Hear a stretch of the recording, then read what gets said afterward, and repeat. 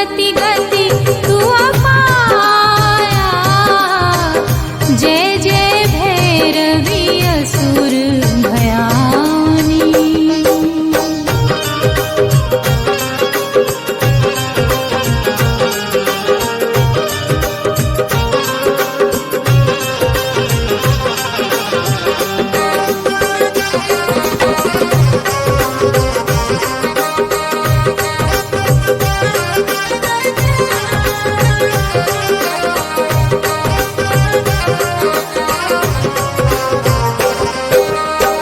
बासर रैन सवासन शोभित, बासर रैन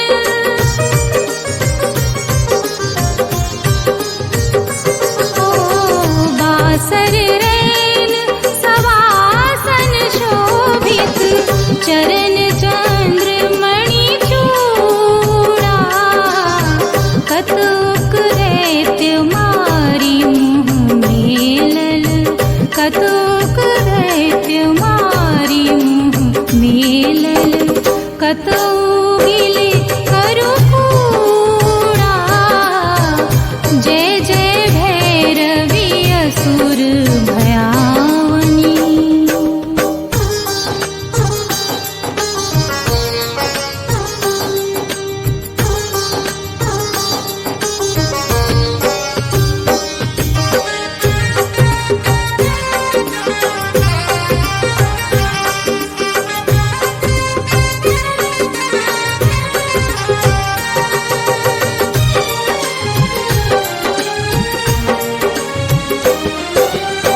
श्यामल वरन नयन अनुरंजित, श्यामल वरन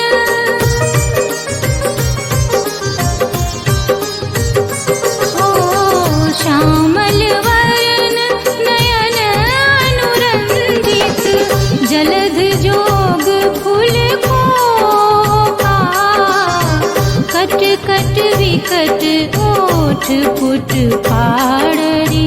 कट कट विकट ओठ पुट पाड़री। लिधुर फेन उठ फोका। जय जय भैरवी असुर भयानी।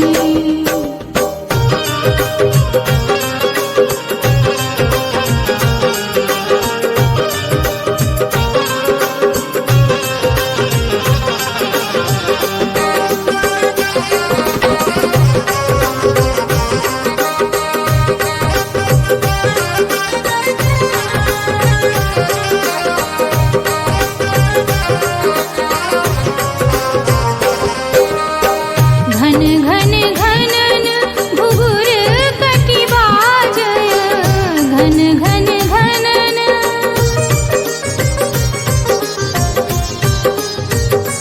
ओ घन घन घनन घुघुर कटि बाजय। हन हन कर तू अकाता। विद्यापति कवि तू अपद सेवक।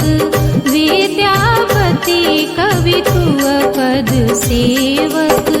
पुत्र बिसरु जनु माता। जय जय भैरवी असुर भयानी। पशु